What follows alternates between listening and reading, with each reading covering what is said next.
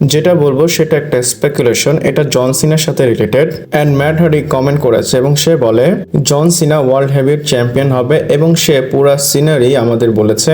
মানে তার হিসাবে কি হবে, সে বলে ড্রু ম্যাকিন্টায়ার কোডি রোডসের কাছ থেকে টাইটেল জিতবে, দেন ড্রু ম্যাকিন্টায়ারের থেকে টাইটেল নেবে জন সিনা এবং এইভাবে জন সিনা 17 টাইম ওয়ার্ল্ড হেভিওয়েট চ্যাম্পিয়ন হবে। পাশাপাশি সে এটাও বলেছে এমনটা হবে না জন সিনা খুব বেশি দিন ধরে বা অনেক দিন এই টাইটেলটা হোল্ড করবে, টাইটেলটা সেকেন্ড বার ড্রু ম্যাকিন্টায়ার জিতে ফেলবে। আমি ম্যাট হার্ডির কথায় অনেক বেশি সেন্স এবং লজিক লাগানোর বা বোঝার চেষ্টা করেছি, আমার তার কথাটা ফিট মনে হচ্ছে না।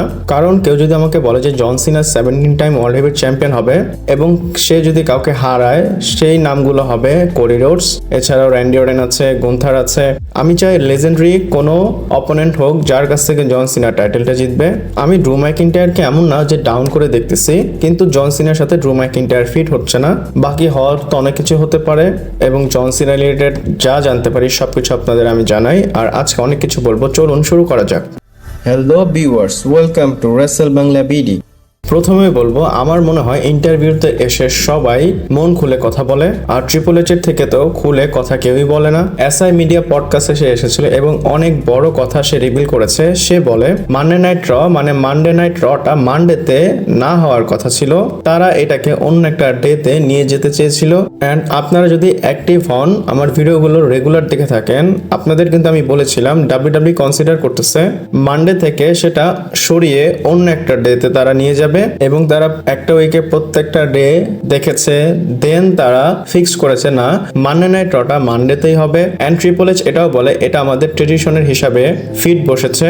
এছাড়াও সেটা বলে যে পসিবিলিটি ওপেন হয় মানডে নাইট র টিউসডে নাইট রতে হবে, এমনিতে তো বাংলাদেশে টিউসডেতেই হয়, এন্ড ওয়েডনেসডে নাইটেও হতে পারে। ট্রিপল এইচ এই তিনটা ডে বলেছে যে এই তিনটা ডেতেই মানডে নাইট র হওয়ার সম্ভাবনা আছে। ট্রিপল এইচ এটাও বলেছে এটা সারপ্রাইজ হওয়ার কিছু না, সামনে গিয়ে যদি চেঞ্জ হয় হতেও পারে। আর আপনারা জানেন এনএফএল এর সাথে তাদের কম্পিটিশন হয়, সেটা মানডেতেই হয়। এছাড়াও ট্রিপল এইচ মানডে নাইট র টাইমিং এর বিষয়ে বলেছে। সে বলে যে 3 ঘন্টা আমার কাছে অনেক বেশি মনে হয়, 2 ঘন্টাটাও অনেক বেশি কম হয়। এটা যদি আমরা মিডলে নিয়ে আসি 2 ঘন্টা 30 মিনিটের যদি হয় তাহলে এটা আমার কাছে পারফেক্ট টাইম মনে হয়। এটা ট্রিপল এইচ এর হিসাবে আর কি ট্রিপল এইচ বলেছে। যদি তার হিসাবে এমনটা মনে হয় তাহলে আপনারা বুঝে যান যে সামনে গিয়ে এমনটাই হবে। ট্রিপল এইচ এটাও বলে যে আমাদের উপর এখন আর রেস্ট্রিকশন নেই, আগে যেমনটা ছিল আপনারা জানেন ইউএসএ নেটওয়ার্ক তাদেরকে 2 ঘন্টা দিত বা 3 ঘন্টার একটা টাইম দিত। এখন নেটফ্লিক্সও যেহেতু তারা এসে গিয়েছে, তারা যত সময় চাবে অত সময় শোটা দেখাতে পারবে। এমন না যে অনেক বেশি কম সময় বা অনেক বেশি সময় দেখাবে, তারা এটাকে অ্যাডজাস্ট করে নিবে। এন্ড ট্রিপল এইচ আরো একটা কথা বলেছে, তাকে যখন কোশ্চেন করা হয়েছে রেসেলমেনিয়ার ম্যাচ কার্ড কি ফাইনাল হয়ে গিয়েছে এবং রেসেলমেনিয়ার মেইন ইভেন্ট কোনটা হবে, তো ট্রিপল এইচ অ্যান্সারটা এমন ভাবে দিয়েছে, সে না বলতে বলতে অনেক কিছু বলে দিয়েছে। সে প্রথমত বলে যে এখন থেকে লাস ভেগাসের টাইম পর্যন্ত অনেক কিছুই আমার মাথায় চলতেছে, আমি যদি বলে দেই ফ্যানরা বা মানুষরা বলবে যে এর মাথায় এটা চলতেছে। কিন্তু সে একটা জিনিস বলতে চায় এবং সে বলে যে আমি এটা কনফার্ম করে বলতে পারি আমি অনেক কিছু পেন্সিল করে দিয়েছি রেসেলমেনিয়ার জন্য। এবং সে বলে আমি যেহেতু ম্যাচ কার্ডটা পেন্সিল করে দিয়েছি এটা তো ইয়াস, কিন্তু যদি এটা চেঞ্জ করার হয় আমি এটা চেঞ্জ করব। এক্স্যাক্টলি সেভাবে বলেছে I am not sure, currently যা আছে সেটা চেঞ্জ হতে পারে। অ্যান্ড এই ইন্টারভিউতে সে রকের কথা বলেছে যে তার কাছে অনেক পাওয়ার আছে, সে যদি আসে তার সাথে আমরা ডিসকাশন করব। সে বোঝাতে চেয়েছে যদি রকের ইনভলভমেন্ট হয় ম্যাচ কার্ড চেঞ্জ হতে পারে। তার কথাটা দেখে বোঝা যায় ট্রিপল এইচ শুধু রকের সাথে সেটিং করে, অন্য কারোকে টাইমই দেয় না সে। এরপরে স্টেফানি ম্যাকম্যানের বিষয় বলি, আর তার বিষয়ে তো আমি আপনাদের সবসময় বলেই থাকি। অ্যান্ড ট্রিপল এইচের যে মুড স্টেফানিকে নিয়ে আসার জন্য সেটা অনেক বেশি, কিন্তু একটা রিজন যেটার জন্য স্টেফানি ডাব্লিউডাব্লিউতে আসতে চায় না, আগে তো অনেক বেশি কমপ্লিকেটেড ছিল ভিন্স ম্যাকম্যানের কারণে, এর জন্য স্টেফানি তাকে নিজে থেকেই দূরে রাখতো। তো এখন রিপোর্ট জানা গিয়েছে স্টেফানি ম্যাকম্যানের এখন যে রোল সেটা তার বাচ্চাদের উপর অনেক বেশি, এবং জানা গিয়েছে তাদের যে বাচ্চা তারা কলেজে আছে এবং সেই পিরিয়ডটা অনেক বেশি ইম্পর্টেন্ট, এবং এর জন্য স্টেফানি ম্যাকম্যান একটু বেশি ঘরে এবং ফ্যামিলিতে সময় দিচ্ছে। আপনারা এই জিনিসটা শিওর হতে পারেন যখন স্টেফানি ম্যাকম্যানের সেই ডিউটিটা একটু শেষ হবে তখন আপনারা আবার স্টেফানি ম্যাকম্যানকে ডাব্লিউডাব্লিউতে দেখতে পারবেন। আপনারা তো জানেন ট্রিপল এইচ এর অনেক বেশি মুড তাকে জোর করে নিয়ে আসার, এবং সে প্রত্যেকটা শোতে যদি সুযোগ পায় সে স্টেফানি ম্যাকম্যানকে স্টেফিনিকে নিয়ে আসে, কিন্তু ফ্যামিলি তো চালাতে হবে। যদি স্টেফিনি আসে আপনারা ব্যাক স্টেজের কোনো রোলে অথবা অন স্ক্রিন রোলে দেখতে পারবেন। আমি পার্সোনালি অন স্ক্রিনেই দেখতে পছন্দ করব। নেটফ্লিক্সের শো যেহেতু শেষ হয়েছে, আপনাদের জন্য শুধু নেটফ্লিক্সে না, নেটফ্লিক্সের ইউটিউবে আপনারা অনেক কন্টেন্ট দেখতে পারবেন। আপনারা যেমন র টকের একটা এপিসোড দেখতেন র শেষ হওয়ার পর, সেই জিনিসটা নেটফ্লিক্সে হবে। মানে বিগি, ওয়েড বেরিড যারা আছে সবাই র এর বিষয়ে কথা বলবে। আমার জো টেসিটোরকে দেখে আরো বেশি ভালো লেগেছে, কারণ সে খুব ভালো কমেন্ট্রি করে এবং তার কথাগুলো আমার ভালো লাগে। যেমন র টক হবে, সেম জিনিসটা এখানে আপনারা দেখতে পারবেন নেটফ্লিক্সের ইউটিউব চ্যানেলে। এরপর বলবো, কেউ তো এই বিষয়ে কথা বলতেছে না, তো আমি চিন্তা করলাম আপনাদের সাথে এই বিষয়ে কথা বলি। এটা জেভানি ভিঞ্চির পক্ষ থেকে টুইট এসেছে। সে লিখতেছে, রিসেট, রিরাইট, রি এগেইন, হ্যাশট্যাগ গ্ল্যাডিয়েটর। আমার মনে হয় তার গেমিংকে নিয়ে সে রিসেট হওয়ার কথা বলতেছে।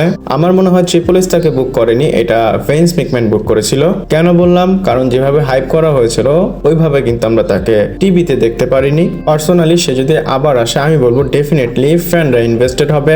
দেখেন, এরপর যেটা বলবো সেটা আপনারা কোনোভাবে ব্রক লেসনারের সাথে রিলেট করবেন না। আর ট্রিপল এইচ এটা ইন জেনারেল সবার জন্যই বলেছে, কিন্তু আমি জানি আপনারা ব্রক লেসনারের বিষয়ে চিন্তা করবেন, এর জন্যই আমি আগে এই জিনিসটাকে ক্লিয়ার করেছি। ট্রিপল এইচ বলে, আমাদের কোম্পানিকে এবং আমরা যেভাবে ফাংশন করি, আমরা কোনোভাবেই কন্ট্রোভার্সিয়াল নেম নিয়ে আসার জন্য পিছাবো না, এবং আমরা এটাও চিন্তা করি না যে থাক সেটা বড় নাম কিন্তু তার পেছনে অনেক কিছু আছে। ট্রিপল এইচ এর এই কথায় কিন্তু আমরা একটা জিনিস ক্লিয়ার হতে পেরেছি। এবং এক্সাম্পল হিসেবে যদি দেখি, লোগান পল কিন্তু একটু অন্যরকম। ইন্টারনেটে যদি তাকে দেখেন লোগান পলের কেমন বিহেভিয়ার থাকে সেটা আপনারা ক্লিয়ার বুঝতে পারবেন।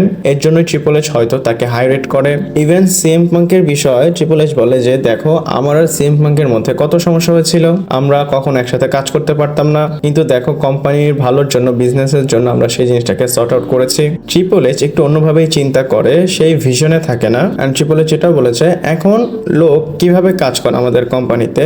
এক্সাম্পল হিসেবে সিএম পাঙ্কের কথা তো বললাম, সেটা দেখার বিষয়। এরপরে আমি আপনাদের টপসের বিষয় তো বলেছিলাম, টপসের একটা কার্ড আসতেছে, তো ডাব্লিউডাব্লিউ তাদের উপর একটু বেশি ফোকাস করতেছে। এইটা আগে আসতো, মানে এই কার্ডগুলো এখন ডাব্লিউডাব্লিউ আবার নিয়ে এসেছে।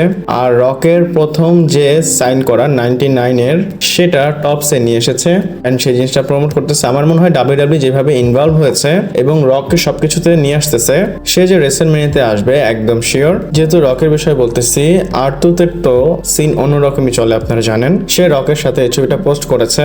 সে লিখে, when I was a kid, I grew up watching my childhood hero John Cena have countless battle with The Rock. I finally had a chance to meet the final boss and লিখেছে name this team। মানে সে childhood hero জন সিনার কথা বলে রকের সাথে ছবি post করেছে। আপনারা যারা মনে করতেছেন যে আর্তুত ছোটবেলা থেকে জন সিনাকে দেখে বড় হয়েছে, কিন্তু আপনাদের যদি তার এজটা বলি, সেটা জন সিনার থেকে বেশি। এরপর কালকে যেমন আপনাদের বলেছিলাম, আমি আপনাদের বলেছিলাম রক রেসেলমেনিয়াতে আসতে পারে, তো সেই জিনিসটা এই টুইটের সাথে আপনাদের দেখাই। প্রথমেই বলবো এটা আপনাকে লাইট ওয়েতে নিতে হবে। এখানে টুইটে বলা আছে, সে বলতেছে রক কিভাবে নিক খান এবং ট্রিপল এইচ এর সাথে কথা বলেছে, এবং আপনারা জানেন সে যেহেতু এনএক্সটি-তে এসেছে, তো এইভাবে তারা কানেক্ট করতেছে যে এমন একটা কথা, রক এনএক্সটি-তে আসবে, সেই জিনিসটা ইন্টারনেটের সামনে আসেনি রক নিজের মুখে না বলা পর্যন্ত। তাহলে আমরা এটা কিভাবে মানবো? এত সময় ধরে রকের বিষয় যেটা হচ্ছে যে রক আসবে না, সে রেসেলমেনিয়াতে কম্পিট করতে পারবে না। হতে পারে নিক খান এবং ট্রিপল এইচ এন্ড রক, এই তিনজন জানে আসল প্ল্যান কি, এবং তারা তিনজন রেসেলমেনিয়াতে কি করবে সেই প্ল্যানটা সিক্রেট রেখেছে। আপনারা জানেন সুপারস্টারদের থেকেও এই জিনিসটা হাইড করা হয়, তাদের রেসেলমেনিয়া প্ল্যান কি। এক্সাম্পল হিসেবে লাস্ট ইয়ার আমরা কি দেখেছি, কোডি রোডস নিজেই জানতো না তার যে ম্যাচ রয়্যাল রাম্বল জেতার পর সেটা কার সাথে হবে, কিন্তু সেই জিনিসটা তো একদম চেঞ্জ হয়েছে। তো রকের বিষয় এমন কিছু আছে যেটা আমরা সামনাসামনি বা সামনে আসেনি, তো এই জিনিসটা যদি আমরা ভরসা করতে পারি, তাহলে আমরা এটা মানতে পারি রক রেসেলমেনিয়াতে আসবে এবং সে এসে ম্যাচের উপর কম্পিট করবে। আর আজকের ভিডিওটা এই পর্যন্ত ছিল। ভালো লাগলে লাইক, কমেন্ট, শেয়ার, সাবস্ক্রাইব করে পাশে থাকবেন। পরবর্তী ভিডিওতে আবার দেখা হচ্ছে।